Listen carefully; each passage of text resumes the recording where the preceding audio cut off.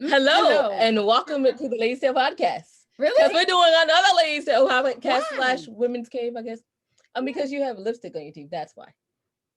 That's why. Are you for real or are you joking? No, I'm really not. Why would you get up closer? Like, I don't have a mirror. Y'all, if you're listening to this on the podcast, you need to go up to see how, go on over to Facebook and see how bad Winona's lipstick looks today. It's lipstick on her teeth.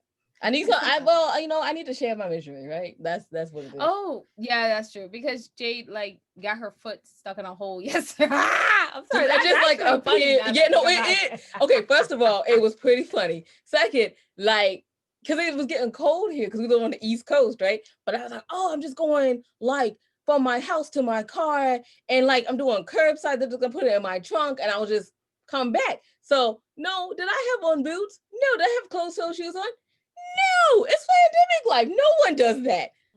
And then my foot goes down into a hole that had ice and cold water in it. And then I have to hobble on over to the house with rocks inside of my shoe. Next time she's putting on boots. Yeah. Today I left out of this house. Today she was like, I'm looking for my boots. Today I left out of this house in some work boots because I was like, look, let not happening again, darn it. I'm not having cold, wet, whatever. Anyway. And when we wrote I went on too long. Yeah, Literary Life Guides of Pop Poetry. I'm Jade, and that's Winona. Oh, wow. You're Winona. Yeah, thank you. You're Winona. Yeah, I mean. High five social distance now for remembering? Yeah, absolutely. I had to say it because, some people, they didn't see me because podcast. Oh, Winona. That's true. Yeah, you have to voice check yourself, Winona. Yeah. So we wrote Literary Life Guides with Pop Poetry. Which, people want to call anthologies, of which we say that's no. Boring. Why would anyone do that? Literary Life Guides with Pop Poetry. And I thought divorce was bad with other life lessons. And I thought being grown up was easy. And I'm going to just go totally off script here, y'all. I'm going to go with, let's see, what should I go with? The Women's Cave and Other Pop Poems, a Misfit Guide. And then I'll go with our new book that I kind of just dropped yesterday, which is November the 17th. Yeah. So, and it is a thoughtful collection, a misfit guide. Yay! So you get, and the other 15 to 20 books that we have 23. out. Yeah. You see, I'm not trying to be specific. I was trying to be humble. Oh no, girl. Humble don't work. Humble don't work, yeah. All right, so you have a job someplace else, namely probably some big box store, but humble don't work here. Dang. Anyway, moving on. Big box store. You can find out everything, your ladies. Wow, I'm still processing. You can find out everything your ladies are doing, and I'm doing everything on www. Excuse me. Wow, what is mylackalook.com. You're not here to hear about us. You're here to hear about our wonderful guest who has patiently sat there and waited. Wonderful guest. Would you like to introduce yourself? Hi, I am Jess Micheal, and I write historical romance. I am entirely indie published after being with, all the big publishers. And my 90th book just came out last week, so November 10th. Okay. So humble should have worked. Never be humble about your work, ever. I'm like, humble should have worked it. Okay, first and foremost, 90 books. So I have to bow down. Yes, that's amazing. 90. How did you find? Is it 90 romance books? Yeah. Romance novels? Almost all historical romance. Yeah. Wow. Okay, so I have to ask several questions, right? Okay. There's a lot of unpacking to do here. Yeah, it was just so much. And she was just like, when she said, I was like, man, I feel like I need to know what coffee she drinks because I need to drink some of that. I need to see what city she lives in so I can get some of that water and maybe some inspiration. I don't know. But really, you were with all of the big five. Why would you switch to indie? Oh God, so much more money. No.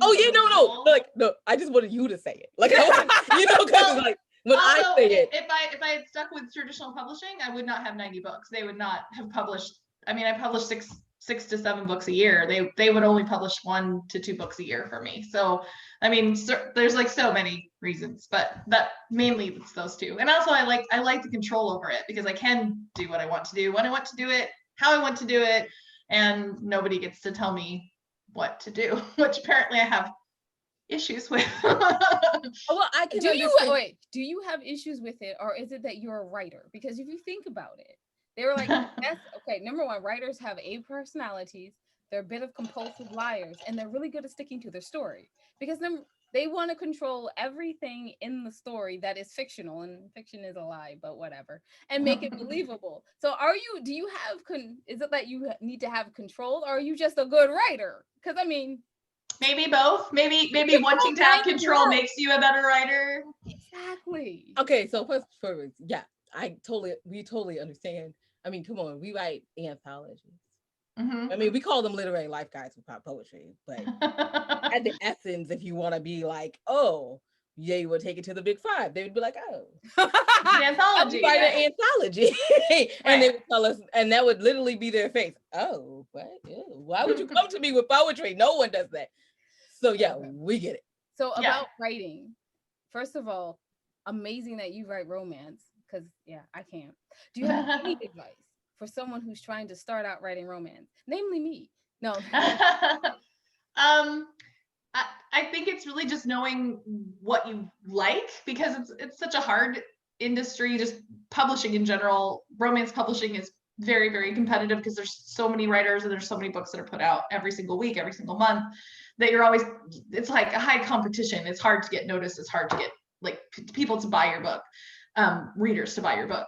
So I think really what it comes down to is that I know what I'm good at and what I'm not as good at, and I know what I like, so that the writing part is still entertaining to me, that I'm excited about it when I'm marketing it, and that my readership knows what to expect from me. Because I really think that's super important, is that when a reader comes to me and they pick up a Jess Micheal's book, they know they're going to get historical. They know it's going to be sort of in the same general time period. They know that it's going to be super sexy.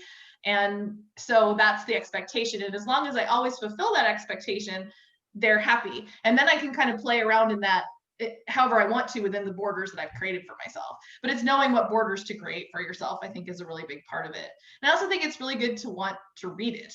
Like if you don't like reading romance, or anything really, then you probably shouldn't write it. So because it's like, it doesn't feel genuine, I think. A lot of times people that are outsiders from romance writing, they come into romance, they think, oh, I'm going to make money because romance makes money. And they write a book, but they don't have any understanding of the readership. They don't have any understanding of the canon of romance. They don't have an understanding of why the happily ever after is like a keystone of the genre. And then they wonder why people don't like the book. And it's not because the readers aren't discerning, it's because the readers know what to expect. So I think between those two things, that's probably my best advice. But do it if you love doing it. I mean, worst thing you're going to do is write a book that you don't do anything with, which that's entertaining in itself. So it is. I want to talk about the marketing switch, because you had both sides of the spectrum, right? So you were with a publishing house, 5 of them, and then you went to indie publishing. What's the difference in the marketing, and then how much of a learning curve? Yeah, how much is a learning curve is it?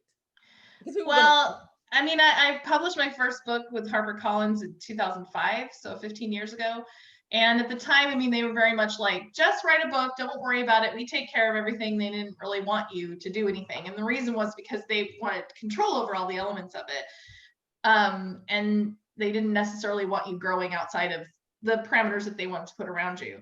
And so I was always not really down with that. So I was much more likely to be on whatever version of social media existed, have a newsletter, like all of that stuff that was mine, but that was really as far as they wanted you to go. I mean, the difference is obviously like having somebody else doing it and setting it up and making sure that you get reviewed at this place or that place, or maybe you get included in a panel, or maybe you get included in a best of list, versus I do all of it now, for the most part.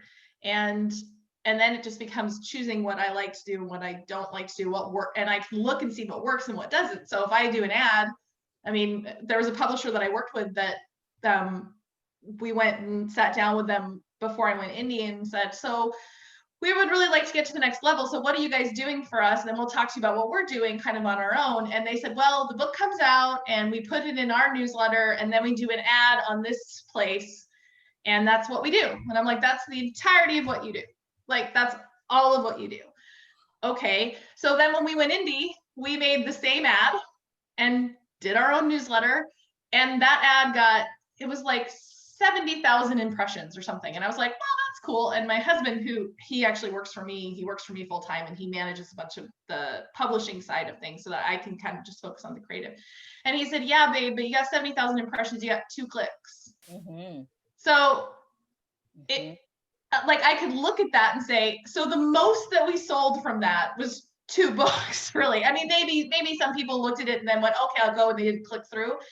But the cost effectiveness of that, I could actually see. And then I could say, well, that isn't worth my time, and I don't really like doing that. So I'm going to put my time and my energy and my money into something else to do that. So really, I mean, for me now, it's that flexibility of, I'm going to try a thing. And if that thing doesn't work, I can see that it doesn't work. If it does work, I can see it works, and I can see what's worth the energy. Because at the minimum, you're spending energy. At maximum, you're spending money.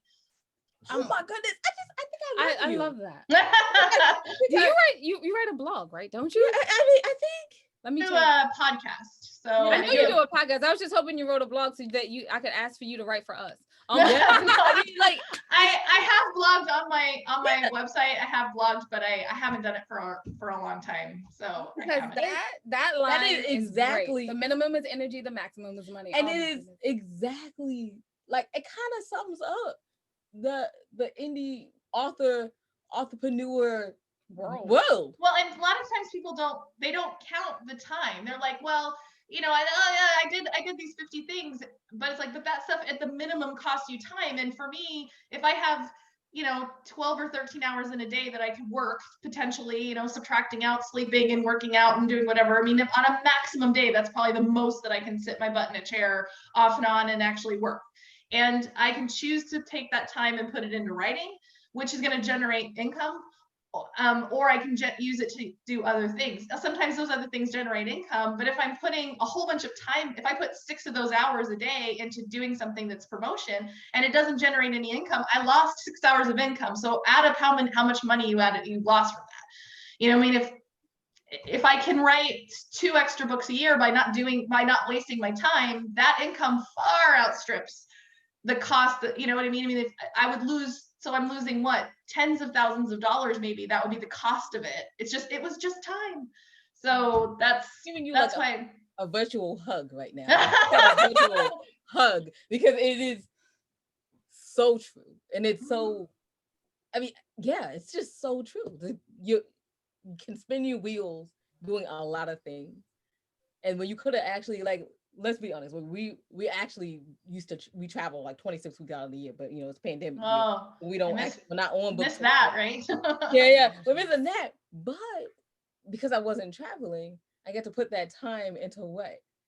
Our website looks great. Y'all should go check it out. I mean, seriously, it looks wonderful. I get to redo covers of our book, right? And that kind of stuff generates income. Right. Because when people are like, well, what is this new book? Because I mean, and I thought Divorce Was Bad used to have like this, like somber, like, oh yes, it looks like we wrote poetry. And now it has this fun lady that's thinking with a cat on it. Like, yeah, that's a nice book cover. And now people are like, I really like your book cover. I'm just gonna come on over and do that. And I got to do like mugs and stuff.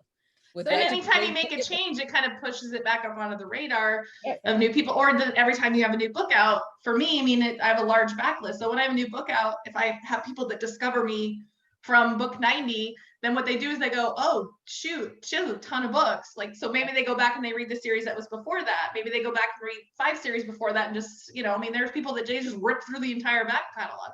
And that's a lot of generated income because I spent my time doing the thing that I know for me. And again, it's so personalized, right? So for some people, they do the ads on Amazon, then they just sit there and they pump that all the time and they make a ton of money. I don't work well with that system, maybe. So maybe for me, that isn't the best use of time. And that's the problem, is nobody can tell you what the best use of time for you is. Because for every single thing that works for one person, it doesn't work for somebody else. So I wish there was a magic, like, here's my best advice, but my best advice is you have to figure it out yourself, which sounds like terrible, mean advice. it isn't, because it's a trial and error. And yeah, if you think about it, being an authorpreneur, which is like, that's a term that they actually use nowadays for people that are indie authors or people that do other things, it's a fairly new business. Yeah, it's fairly new, and people are learning, in the lack of a better word, this hustle in different ways. Like, we write poetry, right? But we also sell like different things like leggings and shoes and cups Yeah. and mugs and stuff because people like fun sayings on cups and mugs and t-shirts. Right. And I have a whole book full of them. So, right. right. So like often when we go out to a actual appearance, someone will buy our clothes and then they'll go look around other people's stuff and then they're like, oh wait, it did come from a book, didn't it? Yeah. Mm-hmm. Oh, Right. I should get a book. I should probably get that book that it came from. Or if they buy the book, then they're like looking and going, oh, cool, there's a mug with that on it. That's cool when they buy that. So, I mean, the other thing is, you know, from the author side of it, it isn't just that it's new, but it's also that it's always changing. I mean, the systems that are in place are never remaining the same. They're always tweaking them. And so something that worked 6 months ago, I might have to do slightly differently, or it may not work at all this time. So, I mean, it's also just a constant learning curve of how does the system work and how can I work within that system at my best level so that I get the most out of the system. I think you should do a marketing podcast instead. Yeah. And let's talk about your podcast. Yeah. So how did you get started? What can we expect? So my podcast is Journeys of Romance, and it is interviews with different romance authors talking about marketing and publishing and writing.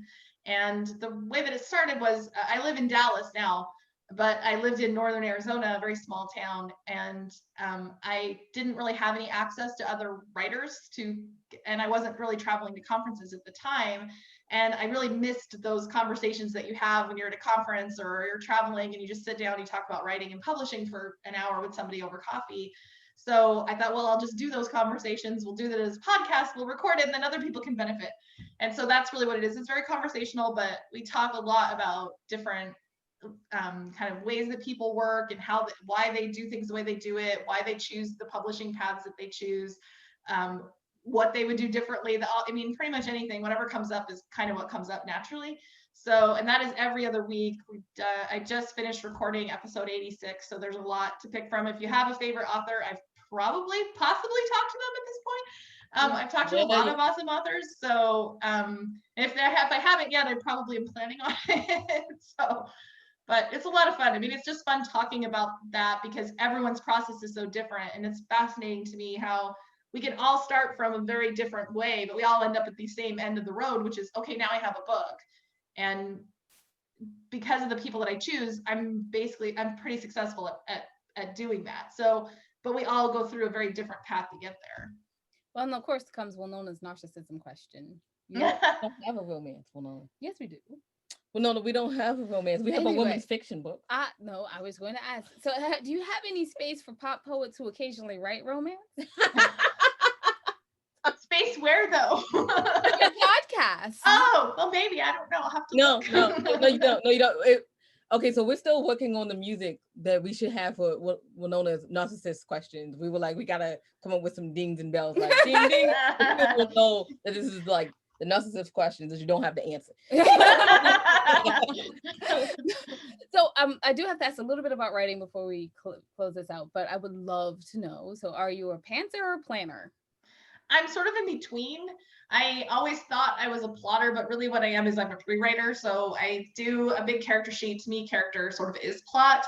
So I work out character stuff. It depends on the book how the idea comes. So sometimes it's a character, sometimes it's a scene, sometimes it's a trope. It just depends. And so I build out who my characters are, and then I have a really good base of what they're going to do when I throw them into situations. And what I tend to do is I do what I call scene sketches. So I start just writing down all the stuff I want to happen. I know that there are high points that I have to get to, and how am I going to get there, and how am I going to go away, and how am I going to get to the next part? How am I going to make sure that I insert the kind of like sexual tension that is expected of me, because it's always got to be a little bit different. So, and then I start doing scenes. So I start writing out longhand, like scene 1, it's in this person's POV, this is what has to happen. And I always just mean for it to be just a couple of lines, and sometimes it's like I'm handwriting a scene. So and then I end up just, so it's pretty well planned. But what happens is I get like 10 or 15 of those and I start to get really excited. So then I need to write. Mm-hmm. And then one day I turn the page on the notebook and there is no more scenes, and I get very sad. And then I have to do it again for 10 scenes, and then I can keep going. So I sort of am somewhere in between. I plan, but I always leave a lot of elbow room, and I'm not ever like, it has to go this way exactly, which I know some plotters that are heavy plotters, really, they have to stick to the plan. I don't have to stick to the plan. So I think that we should ask, like, I have one more question because we need to talk about this. Let's talk book covers. Oh yeah. How do you plan it? What do you do? Or should we call in your husband so he can come on in and talk to us about it? So my book covers are actually really special because I have started since 2016. I've done custom photo shoots with Jen LeBlanc, who owns Studio Smexy in Los Angeles. So up until COVID ruined everything, twice a year I would come out and I would fly out to Los Angeles. We would cast the models for the covers. So before I got there, we would already have everybody planned, and then we would shoot. And so, I would get there, and Jen is also a writer, and her producer that works with her has been a model for a really long time. So we would sit there, and what we would talk about is, how do I want this to feel? Because that's really what I think people really sort of attach to. So a book that's an enemies to lovers book is going to have a very different feel than a book that's friends to lovers, or long time unrequited love, or like a book that's all about longing and we can't really be together is very different than something else. So it's like, how do I want this to feel? And then it's kind of getting them into that position and hopefully making that work. So all of my covers since the first book in my season series, In a Fair and Winter, have all had custom covers. But of course, now COVID has thrown everything. So starting in January, we'll be back to stock art. But it's still kind of doing the same process of looking through pictures when I'm doing stock art and, what do they look like? Does it match pretty closely? And if it doesn't, can my actual cover designer who takes the photographs and then does the magic, can she do something to change it? Hair is pretty easy to change. Clothes are pretty easy to change. Putting a new face on someone, sometimes not as great. So it's trying to whittle that down. But the custom shoots, what has happened is it's become such a part of my creative process that I actually do the cover shoots before I write the books, so that I can, because sometimes things happen that I wasn't expecting, and it totally changes my entire view of like how that book feels. So that's my favorite thing. It's my favorite little indulgence, is getting to do the custom shoots. Yeah, no, I understand. I understand. Jade does our covers, and every time we start writing a book, she's immediately like, and this cover should look like, and I'm like, yeah, we're at covers already? We're not actually at covers, but normally I try to think about the cover, and then especially since now we work with Rin Ivy, she does like our drawings and our pictures.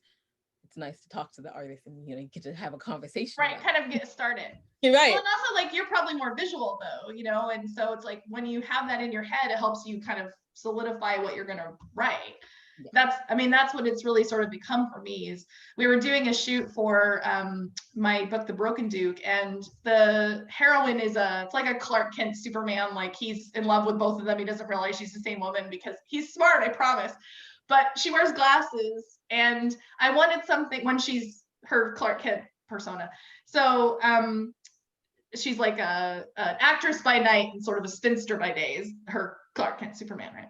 And I wanted to have The Broken Duke. Yeah. So, I was like, oh, I'm buying it on Kindle. But I wanted a picture not for the cover, but for a meme that would kind of just represent like him figuring it out, right? So I was like, well, what if he was sort of taking off her glasses? So we made her hair a little bit messier, and we put her in the dress, we had the glasses on her, and he's very pretty. He starts like taking her glasses off, and every woman in the room was like,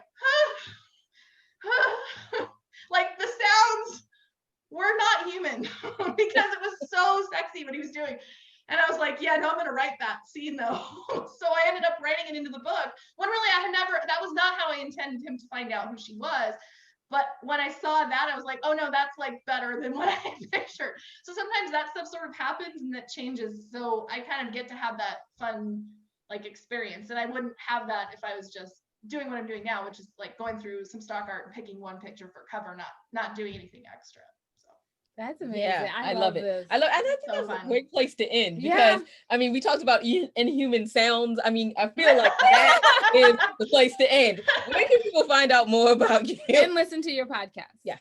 So the podcast, if you go to authorjessmicheals.com, which is my website, there's a tab for the podcast. You can click on that and you can see like any of the various and sundry thousands of ways you can listen to a podcast. You can pick which one you want. You can subscribe to it from the website. So that's probably the best place to start. You can see a listing of all my books and links to all my whatever. All of my social media is Jess Micheals BKS. So that's my Instagram, my Twitter, my Facebook. I don't know what else there is in the universe. Those are my main ones. And thank you guys so much for having me. Well, thank you for coming on. This We has really been a highlight of our day. Yeah, right this now. is like the best. It's totally worth missing lunch for. Yeah. The best. Well, I guess it's dinner at this point, but you know, it's pandemic time, so There's no time doesn't matter anymore. It doesn't. Like we've been talking about, yeah, you know, like 9 years, months, days ago. It's just something, weeks, I don't know. I said to my husband, I'm like last week, or maybe it was last month, or was it yesterday? I don't know. You know, It's relative. It's yeah, relative. it's all a construct. None of it is real. Well, thank you so much for coming on today. We really appreciate it. You can find out everything your ladies are doing on www.andwethought.com. While you're there, take a moment, go to the ladies tab and to the charities that we probably support. Maybe you can support them too. And if you can't, just maybe you can at them at social media and say, thank you so much for doing this wonderful work in the world, because we all need encouragement. Even the narcissists will know now. Yeah. Feel free to email me too. And say, thank you for being so beautiful. I appreciate it. Right? And a great author, right? Like that. Yeah. That's okay. a good one. Yeah, those are the perfect lines. You know we're joking. Moving on. Yeah, we are joking. And so just remember, y'all, that wisdom is all around you if you're open to finding it and accepting it. So peace and love, you guys, from Will No. and Jade. Bye-bye. Oh, thanks for listening.